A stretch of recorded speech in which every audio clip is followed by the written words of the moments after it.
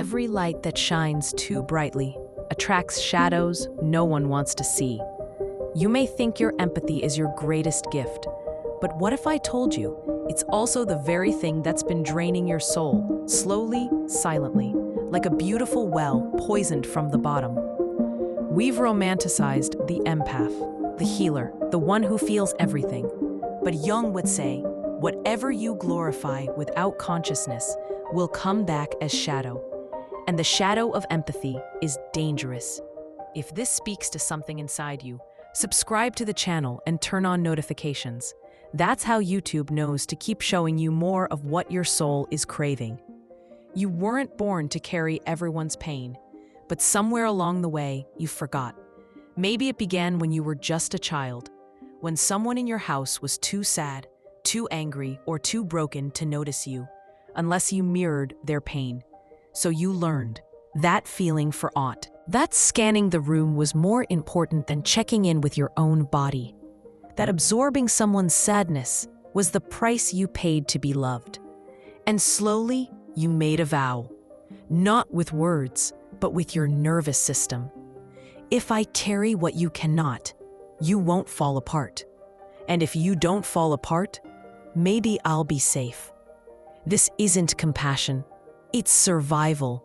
But here's the problem. You never canceled that contract. Even as an adult, you still sense what others feel before they do. You still walk into a room and take responsibility for the atmosphere, and people feel it. Even the ones who don't understand why. They find you, the broken, the angry, the emotionally starved. They come to your light, not to be healed, but to hand you their darkness. And because your body remembers that ancient vow, you let them.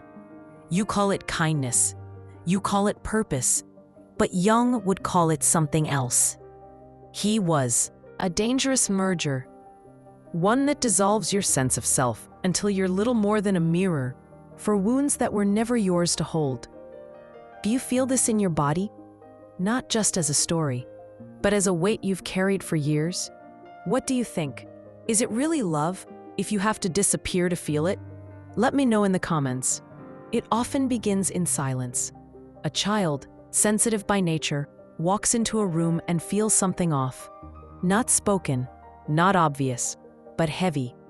The air itself seems to carry tension. A mother staring at the floor, a father whose smile is too thin. And without knowing why, the child adjusts, breathes shallower, laughs quieter, becomes less, so the room can hold itself together.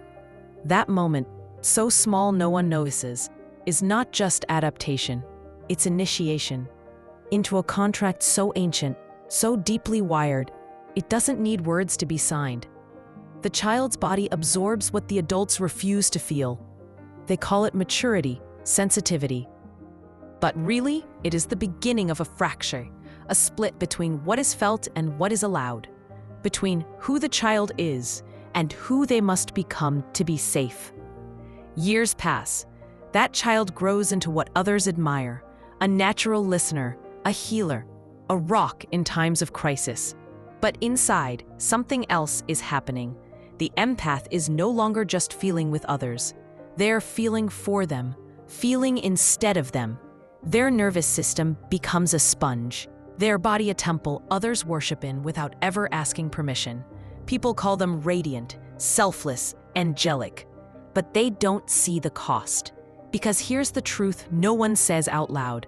Every empath is burning somewhere, quietly, invisibly, from the inside out. They wake up exhausted. They cry without knowing why. They get sick in waves, as if their body is processing a sorrow that isn't even theirs. And in their dreams, the symbols begin to speak, drowning in oceans, chased by faceless mobs, nursing serpents that grow larger each night. These are not nightmares. These are messages. The unconscious, as Jung knew, never lies. And when it wants to get our attention, it doesn't whisper. It haunts. But the empath doesn't always hear. They meditate more, pray harder, take on more healing roles. They shine brighter. thinking the problem is they're not doing enough. But a light that refuses to acknowledge its own shadow doesn't illuminate, it blinds. And that blindness becomes dangerous. Because when you cannot see where you end and the other begins, everything becomes your responsibility. Their anger, their sadness, their emptiness. You carry it as if your life depends on it. And in some way, it once did, but not anymore. The real tragedy? The world applauds your suffering. It calls your overextension love. It turns your depletion into sainthood, and deep down, you start to believe it too. That to be worthy, you must be useful. That to be loved, you must ache beautifully. Jung warned us, whatever you fail to make conscious will appear in your life as fate. The empath's unconscious is full of rage, need, and desire, never acknowledged, always repressed. And because it is unseen, it magnetizes, draws in the very people who refuse to own their darkness, because unconsciously, they know you will. You think it's compassion. The archetype knows it as compensation, and compensation left unchecked becomes self-erasure. But this can be interrupted.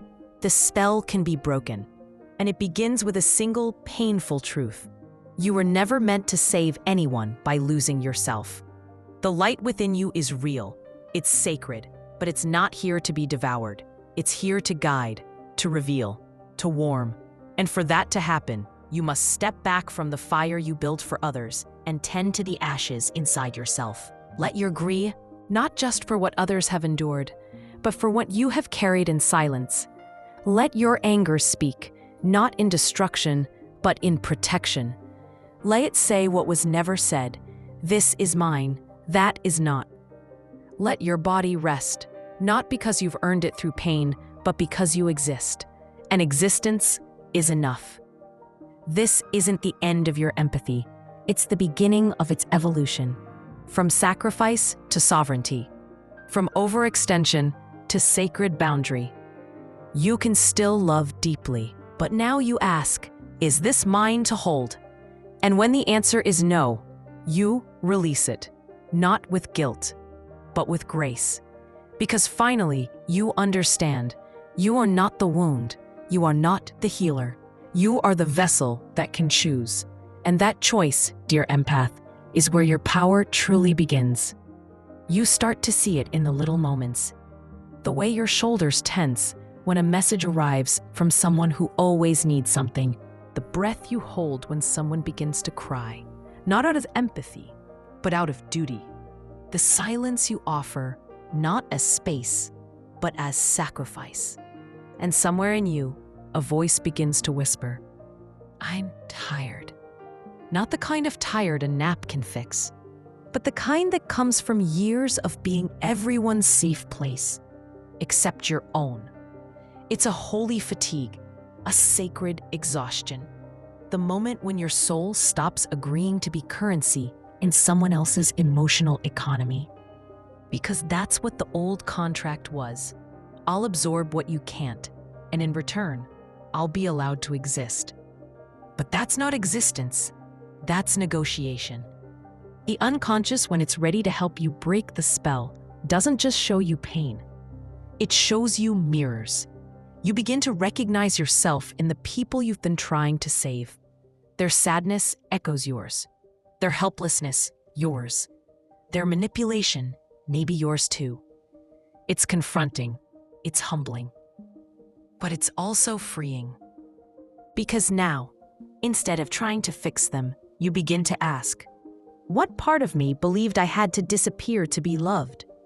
What part of me thought that carrying others would make me worthy? What part of me is still waiting to be chosen by someone who never could? These are not easy questions.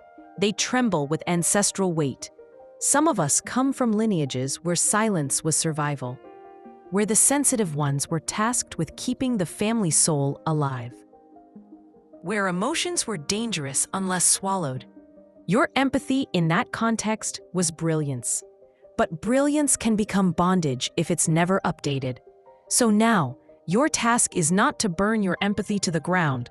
It's to retrieve it from the ruins, from the role, from the wound, to stop being a sponge and become a mirror, not reflecting someone else's pain as your own, but reflecting their truth back to them so they can finally own it. And maybe they won't. Some people won't know what to do when they'll call you selfish, distant, changed, and they'll be right. You have changed. Because the version of you that needed to earn love through depletion is dissolving. The one that replaces it is quieter, clearer, not always liked, but undeniably whole. Jung spoke of individuation, not as a path of perfection, but of integration. To meet the parts we cast out, to welcome back the pieces we abandoned, to stand in the center of our being and say, I am allowed to exist as I am, without shrinking, without saving, without bleeding. And that is where the real healing begins. Not when you fix another, but when you stop abandoning yourself in the name of goodness. Let them feel their pain. Let them walk their path. You're not the keeper of their healing. You are the steward of your own. And the more you honor that, the more your presence becomes medicine. Not because you absorb others, but because you inspire them to remember they can carry the. Somewhere in this unraveling, you begin to notice the dreams changing. Where once you stood in floods of others' sorrow, now you see doors, darkened hallways, rooms in your own house you've never entered, and in them, things long exiled, a child scribbling wild colors on the walls, a mirror that reflects not who you should be, but who you are, a fire burning, quiet but steady, waiting for you to sit beside it.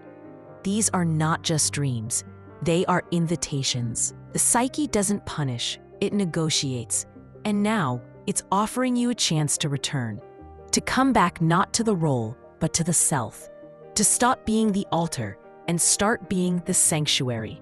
And with that return comes grief, a grief older than you, a grief that belongs not just to your own life, but to the lineages that shaped it. You see the women in your bloodline, tired, quiet, resilient. You see the men, absent, shut down, unreachable. You see the patterns passed down like he. Hold the family together. Make others comfortable. And you feel it in your body, that ache in the back, the clenched jaw, the fatigue that no doctor can explain. This is not just emotion, it's inheritance. But you can stop it, not by rejecting them, but by saying the words they never could. I honor your suffering, but I will not carry it forward. And in that moment, something loosens. A weight, centuries old, begins to lift. And the light you carry, the same light that once attracted pain like a magnet, starts to change frequency. It no longer whispers, "Give me your wounds." It sings, "Here is my truth. Come if you seek your own." And that changes everything. You are no longer a well others drink from without permission. You are a stream, flowing, alive, boundaried, sacred. Some will leave, those who depended on your silence, those who fed on your guilt. Let them go. Their exit is not abando. And what comes in their place is reciprocity. People who meet you with presence, who listen back, who ask, "And you, what do you need?" This is not a fantasy. It's what becomes possible when you stop carrying the world and start carrying yourself, not as burden, but as birthright.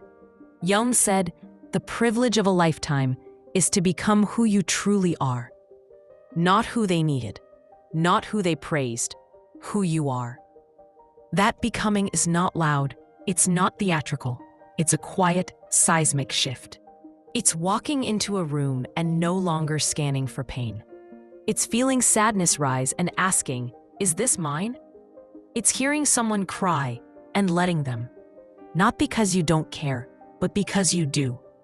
Because you finally understand. True compassion is not absorption, it's presence. It's clarity. It's truth held in love.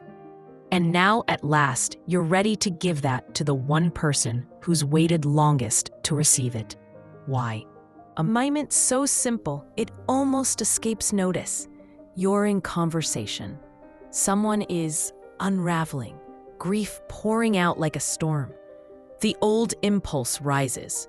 Reach, rescue, absorb. But this time, you pause. You feel the sorrow approaching like a wave. But instead of opening the gates of your nervous system like you've always done, you ask it, "Whose sorrow are you?" And the wave hesitates. You ask again, "What task do you bring me?" And something inside you, something ancient, begins to shift. For the first time, you're not obeying the feeling, you're in dialogue with it. You're not drowning, you're listening. And in that space, that breath, you realize you are allowed to choose. You can choose what enters your body, what crosses your field, what you carry. And from that choice, a sentence forms in your mouth, new but familiar, as if passed down from a version of you that never forgot her power. "I'm not available for." You say it with clarity, and clarity is what breaks the spell, because the old pattern, absorb, rescue, disappear, needs fog to survive. But in the presence of light that knows its source, the contract dissolves. This is not rejection, it's reorientation. You are not closing your heart, you are anchoring it. You are turning toward the self you once left behind in service to everyone else. And when you do, a miracle begins. Not loud, not fast, but undeniable. You still feel. But now, you're not a sponge, you're a witness. You still love, but now it's not labor, it's truth. And the person across from you, they sense it too. Some recoil. They were only there for the sponge. But some, they step forward. They meet you, not in dependency, but in dignity. And you both rise, because your light is no longer trying to save. It's illuminating what's real. And that, dear empath, is the beginning of not what do they need from me, but what do I need from myself. It feels strange at first, like speaking an ancient language your body remembers, but your mind forgot. The instinct to rescue still whispers, but now you pause. You place one hand on your belly, one on your heart, and ask, what part of this belongs to me, and what part does not? That question alone, so simple, so radical, begins to rewire the nervous system. You're no longer absorbing by default, you're choosing. And choice, when practiced consistently, becomes power. But this is not about becoming cold. This is about becoming clear. You learn to feel the tremor of discomfort and breathe through it. You learn to hear the guilt rising and say, I see you, but you're not the guide anymore. The healing of the empath is not a cleansing, it's a remembering. You start by reclaiming the body, because your body has been an altar for too long, a place where other people's grief was laid deep. But it's yours, and it's sacred, and it wants to live. So you stretch, you walk, you sleep without apology. You eat with a presence, not while solving someone else's crisis. You touch your skin like it belongs to you, because it does. And then you reclaim your anger, the one you locked away so long ago, afraid it would make you dangerous. But it doesn't make you cruel. It makes you real. Anger, when honored, is not destruction. It is protection. It's the voice of the boundary you were never taught to build. So when someone asks too much, again, you don't explode. You don't collapse. You say no. Not with bitterness, but with authority. And you don't justify it, because your soul is not on trial. You stop apologizing for the space you take up, for the time you need, for the rest you require. You stop translating your truth into softer terms so others won't feel threatened. And when you feel that old fear, will they leave if I don't bend? You remind yourself, anyone who needs you to disappear is not love. You begin to build rituals, not routines. Routines maintain the machine. Rituals restore the soul. You write letters and burn them. You walk barefoot on earth and call your name aloud. You light candles not to pray for others, but to remember yourself. You open the dream journal. You ask before sleep, "What truth do you want me to see tonight?" And the unconscious, relieved to be welcomed, begins to speak, not just in warnings, but in images of rebirth. You dream of houses with forgotten rooms now lit, of oceans you no longer drown in but swim through, of wolves who no longer chase you but walk beside you. These are not fantasies, they are reintegration. You start reclaiming your voice. You speak not only when asked, but when moved. You share not only your insights, but your edges, your messy, your unmet desires, your hunger. Because real intimacy can only exist in truth, and truth can only live where you stop pretending to be fine. You take up space, not to dominate, but to finally exist. You wear colors that embarrass your old self. You laugh without checking the room first. You cry in front of people who've earned the right to witness it. You stop being good, and you start being whole. And in that wholeness, your empathy changes texture. It's no longer sacrificial, it's sovereign. You don't rush to fix. You don't absorb what isn't yours. You witness, you reflect, you hold, and you let go. You understand now, compassion without boundary is consumption, but compassion with truth is transformation. And yes, you still feel, deeply, more than ever in fact, but you are no longer a screen for someone else's projection. You are a vessel, a river, alive and in motion. You learn to bless what leaves, to bless who cannot meet you, to bless the versions of you that tried so hard to stay needed. And then, not for being selfless, but for finally being self-honoring. You forgive yourself for the years of overgiving, overextending, overbleeding, not because you were wrong, but because you were surviving. You whisper to the parts of you that still ache for approval, "I'm here now." You don't have to earn love through pain anymore. And slowly, something opens. Not in the world, in you. Your energy shifts. You're no longer a lighthouse signaling, "I will carry your sorrow." You're a sun, radiating presence, but no longer shrinking for anyone's comfort. You attract differently. Not the ones who want saving, but the ones who want to walk beside you. Your relationships change, your art changes, your voice deepens. Your dreams become sacred maps, not of survival, but of destiny. This is not selfishness. This is spiritual responsibility. The contract is being rewritten, not in shame, but in light. And every time you say, "No, this is not mine," why? There is a moment just before dawn when the world goes silent, and yet everything listens. Maybe that's what you feel inside now. Not emptiness, but stillness. A quiet, full of meaning. A hush that holds your name. You are no longer who you were when this began.